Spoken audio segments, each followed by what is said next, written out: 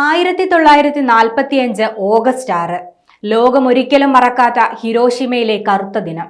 ലോക മനസാക്ഷിയെ തന്നെ ഞെട്ടിച്ച ഹിരോഷിമയിലെ അണുബോംബ് സ്ഫോടനം നടന്നിട്ട് ഇന്നേക്ക് 79 വർഷം. ഇന്നും ഒരു നടുക്കത്തോടെ മാത്രമേ ആ കറുത്ത ദിനത്തെ ലോക ജനതയ്ക്ക് ഓർക്കാൻ കഴിയുകയുള്ളൂ. ലോകത്താദ്യമായി യുദ്ധത്തിനിടയിൽ അണുബോംബ് ഉപയോഗിച്ച ദിനമായിരുന്നു 1945 ഓഗസ്റ്റ് 6.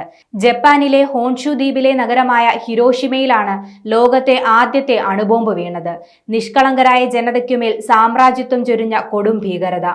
രണ്ടാം ലോക മഹായുദ്ധകാലത്ത് ജപ്പാനെ പരാജയപ്പെടുത്തുന്നതിനായി അമേരിക്ക കണ്ടെത്തിയ അവസാന മാർഗമായിരുന്നു ആണവായുധ പ്രയോഗം. ലിറ്റിൽ ബോയ് എന്ന അണുബോംബാണ് ഹിരോഷിമയിൽ കൂട്ടക്കുരുതിക്കായി അമേരിക്ക പ്രയോഗിച്ചത്. അമേരിക്കൻ വ്യോമസേനയുടെ B-29 ബോംബർ വിമാനമായ എനോള ഗേയിൽ നിന്നാണ് ബോംബ് പ്രയോഗിച്ചത്. യുറേനിയം 235 ഐസോട്ടോപ്പിനെ ലെഡ് കൊണ്ട് ആവരണം ചെയ്ത് നിർമ്മിച്ച ഈ ബോംബിന് 12,500 ടൺ TNTയുടെ പ്രഹരശേഷി ഉണ്ടായിരുന്നു.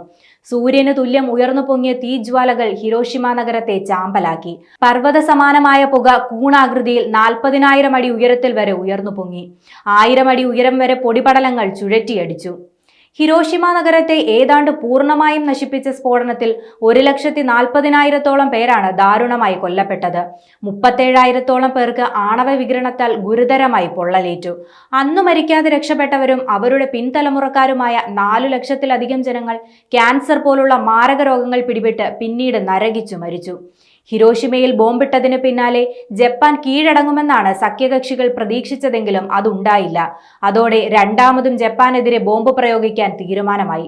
ദിവസങ്ങളുടെ ഇടവേളയിൽ ഓഗസ്റ്റ് 9 രാവിലെ 9 മണിക്കാണ് നാഗസാക്കിയിൽ 4,630 കിലോ ടൺ ഭാരവും ഉഗ്ര സ്ഫോടനശേഷിയുമുള്ള ഫാറ്റ്മാൻ എന്നറിയപ്പെടുന്ന പ്ലൂട്ടോണിയം ബോംബ് പതിച്ചത്.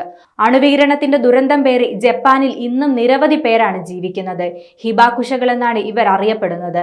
യുദ്ധങ്ങളും രാജ്യങ്ങൾ തമ്മിലുള്ള പോരും തീവ്രവാദ ആക്രമണങ്ങളും തുടർക്കഥയാകുമ്പോൾ അണുബോംബ് എന്ന ഭീതി ലോകത്തു നിന്നും വിട്ടൊഴിയുന്നില്ല.